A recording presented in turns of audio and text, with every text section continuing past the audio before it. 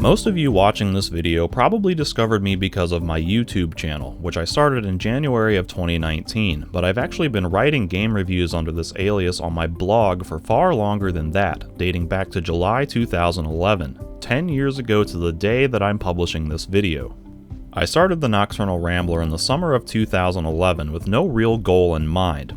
I just wanted an avenue to practice writing and a place to document thoughts, opinions, and observations. The name, layout, and color scheme were all chosen and created before I'd posted a single article, and before I even realized that the blog would become entirely video game related. I probably should have seen that coming, since video games have always been a big part of my life and I've always had strong opinions about the games I play. I grew up playing video games, starting with the original Game Boy and Super Nintendo during my childhood in the early 90s.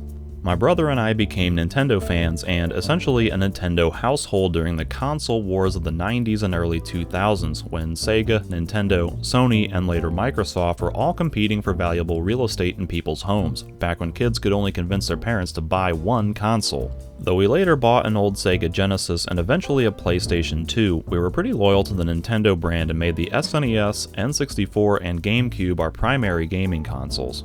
My favorite games of this era consisted mainly of staple Nintendo games like all the Mario, Zelda, Star Fox, and Metroid games, plus other random ones like Illusion of Gaia, Chrono Trigger, Star Wars Rogue Squadron, Perfect Dark, Time Splitters, and so on. We also owned a home computer system during all this time. I think it was an Intel 386 running DOS, and then we later upgraded to a gateway with Windows 95 or 98, and then eventually XP, but it was never really meant to be a gaming system. Most of the games we had for it were educational kids games. I most fondly remember the trilogy of Treasure Mountain, Treasure Cove, and Treasure Galaxy, but I still remember a whole plethora of other games from that era, and shareware games that we'd find in magazines or receive in the mail. The kind of thing where companies would send out free floppy disks or compact disks with the first few levels of the game, and you'd have to call or mail the company to order the full game. I played the hell out of the shareware version of Doom, for instance, but never the full thing until much, much later. I also vividly remember the Games for Windows 95 sampler, which featured an immersive 3D space station you could explore and find random secrets, and select specific game samples to play from inside the game. We also played a lot of StarCraft, Lemmings, Roller Coaster Tycoon, SimCity, Duke Nukem, the X-Wing and TIE Fighter games, Chips Challenge, Yoda Stories, and I think we might have also had a copy of Myst that I never got into, plus other games of course. I was never really a PC gamer until about 2005 when I built my first gaming computer. Before that, it was mostly Nintendo. I had dabbled with PC games before, of course, but the thing that convinced me to make the switch was largely my experience with the Gothic games in 2003. I remember being at Best Buy looking for a new game to play, perusing through the PC section just wondering what types of games were out there, and stumbling upon some little unknown game called Gothic, which promised to be an action-packed dark fantasy adventure role-playing game with over 100 hours of exciting gameplay. On a whim, I bought it, then played it, and fell in love with it.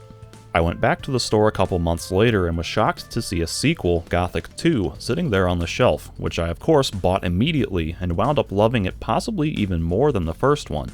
Sadly, that was all the Gothic series had to offer at the time. We wouldn't get Night of the Raven in the US until almost 2006, so I set out looking for other similar types of games to play that would satisfy the same craving. With so many people online suggesting other computer games like The Elder Scrolls, Baldur's Gate, Wizardry 8, the Ultima series, and so on, I decided to save up my money to build my own gaming computer so that I could have more freedom to play these kinds of games. Since then, I've been doing most of my gaming on PC, occasionally dipping into console territory on the various PlayStation iterations. My tastes have pretty much solidified into liking different types of role-playing games, survival horror games, first-person shooters, and immersive sims, and I especially like it when games mix those genres to create unique, genre-defying experiences. System Shock 2, Vampire the Masquerade Bloodlines, Stalker Shadow of Chernobyl, and Prey 2017 are some of my favorite games of all time because they take elements from all those different genres. Other games like Deus Ex, Fear, and Fallout New Vegas deserve similar mention as well, though they usually only blend 2 or 3 of those genres instead of all 4. When it comes to first-person shooters, I tend to like it when they have something a little more going on than just shooting, like a fun narrative presentation or some type of weird gimmick. With RPGs, I tend to prefer ones that emphasize deeply nuanced mechanical systems and character-based decision-making, and I like horror games to have some form of meaningful gameplay besides just walking around while scary things happen at you like a glorified haunted house simulator. I've liked pretty much every immersive sim I've ever played, so I'm apparently not very picky with those. By the time I started my blog in 2011, I'd had a lot of experience writing about games, by virtue of being active for years in various online communities and getting into long-winded discussions with people. With gaming being my favorite hobby for so much of my life, it was only natural that I'd end up writing about games, even if that's not necessarily what I intended or expected to do with my blog. Even with all that experience, I have to admit that my writing and eye for critical analysis were still pretty rough around the edges in 2011. If you go back and read my earlier articles and compare them to my more recent ones, you'll see there's been a lot of evolution over the years as I've gotten better at making observations and articulating those thoughts and ideas. I'm sure there's still plenty more room for me to grow and evolve as a critic, but overall I'm pleased with where my writing is at presently. I was originally not interested in creating video reviews, in part because I have a personal preference for the written format. As a consumer, I usually find reading articles to be faster and easier than sitting through a video, but of course it all depends on the writer and the production of the video, but also because I knew that turning my lengthy reviews into a video would be exponentially more time-consuming than just writing them. But after 7 years of writing for my blog and not seeing much in the way of sustainable growth, traffic-wise, I started to feel like I needed to branch out to a new platform that would grant my work more exposure to a wider audience, and thus began my YouTube channel in January of 2019. After several months of experimentation, I got a better feel for my screen voice and how to edit video, and realized that I actually enjoy making these videos more than just writing the reviews themselves, as there's a satisfyingly creative and, at times, artistic element to it. It's still an insane amount of work, of course, especially for someone who has to work a full-time job and who has a life outside of making YouTube videos, thus leaving me with only a couple hours a day, if that, to work on these videos. As I'm sure you can all infer, I run this channel and my blog before that as a side project during my own free time. For nearly 8 years out of college, I worked as a professional musician, performing in theme parks, local theaters, and various random side gigs, but in the last few years I've switched over to more steady work in home improvement, primarily remodeling kitchens and bathrooms and flipping houses. Besides that, I'm also an avid board gamer, and since 2014 I've been amassing a larger and larger collection than my rickety shelves can handle. I try to post reviews as often as I can, but it really depends on my work schedule and the games I'm playing. Some projects demand a lot of overtime and weekend work to finish on time, and likewise, if I'm playing a long game, then it might take a couple months just to finish it, plus another month or more to write the review and edit the video.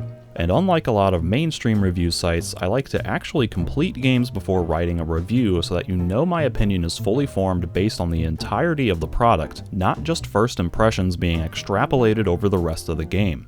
I also like to take my time playing games, experiencing them to their fullest and simply trying to enjoy them as a regular gamer, rather than a reviewer rushing to meet a deadline or trying to pump out as much content as possible. When writing my reviews, I also spend a lot of time deliberating with myself, going back and forth examining things from different perspectives so that I can try to have a more comprehensive and balanced evaluation of a game's various strengths and weaknesses beyond just my own personal impressions. As a consequence of my thoroughness, my reviews tend to be longer than average and go into more detail than some other reviews. While I don't upload very frequently, I try to make up for it with overall quality, both in my editing, production, and the critical assessments I offer. All reviews are ultimately a matter of subjective opinion. People like or are more tolerant of different kinds of things in games, and an individual's past experiences can have a big influence on how they perceive subsequent experiences. Give two people the same game and they can walk away with vastly different experiences just because of who they are as gamers, based on what they've played and liked previously. Video games are an art form after all, and as we all know, art is subjective and beauty is in the eye of the beholder. Some things in video games can, however, be analyzed from a more objective perspective. If a gameplay mechanism doesn't work as it's intended, for example, then it is objectively flawed. Other more technical aspects like level design, quest design, pathfinding, audio mixing, game balance, simulated systems like the emergent application of physics in the gameplay, and so on, can all be said to be objectively good or bad, even if subjective opinion may sway one's personal preferences a certain way when considering these aspects. While some people incorrectly insist that all reviews be 100% objective fact, you really can't objectify fun. Thus, per my own estimation, a good review should strive to balance subjective opinion with objective analysis. I'm certainly subject to my own biases and preferences, but I try to support my subjective opinions with objective reasoning. In other words, I put a lot of thought into why a game makes me feel a certain way, using evidence from the core gameplay design and execution, and I try to explain it in such a way that those who haven't played the game or who don't share my own opinion can understand where I'm coming from and why I think that way. My goal is to do a good enough job arguing my case that, even if you disagree with my opinions, you can at least understand my point of view and see some validity in my claims based on the reasonings provided. That's not always how it turns out, of course. I'm not perfect, and I'm by no means the absolute authority on video games, but I feel like my reviews are usually pretty level-headed and reasonable, even when I'm effusing immaculate praise or scornful derision on a game. I hope you find my reviews valuable and insightful. Although I do get some personal satisfaction out of making these videos, I also do it to provide a service for others, because I feel like I can offer a somewhat unique perspective that isn't widely represented among game reviewers. I know I'm not the most eloquent or profound reviewer out there, but I truly aspire for my work to be a step above the majority of what you can find elsewhere, and I take a lot of pride in my work.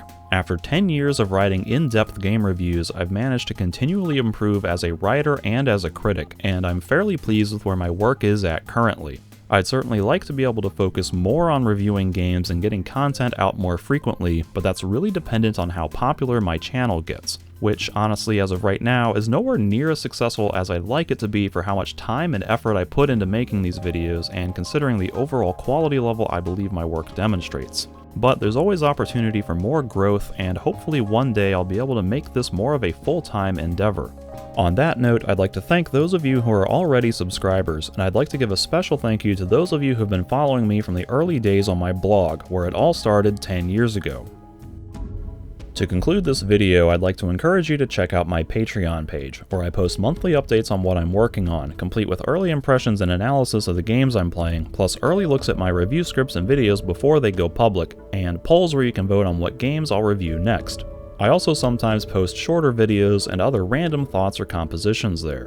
Besides granting you access to more of my work, it also helps me to be able to run this channel. The more patronage I get, the more I can justify taking time off from work to focus on reviewing games and making these videos, thus allowing me to produce more content at a quicker pace.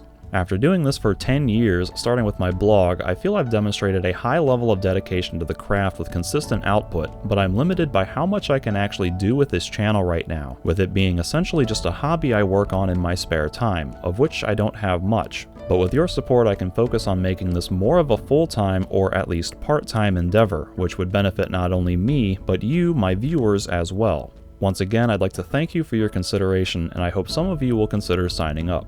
Thanks for watching everyone, and here's hoping for another 10 years of the Nocturnal Rambler.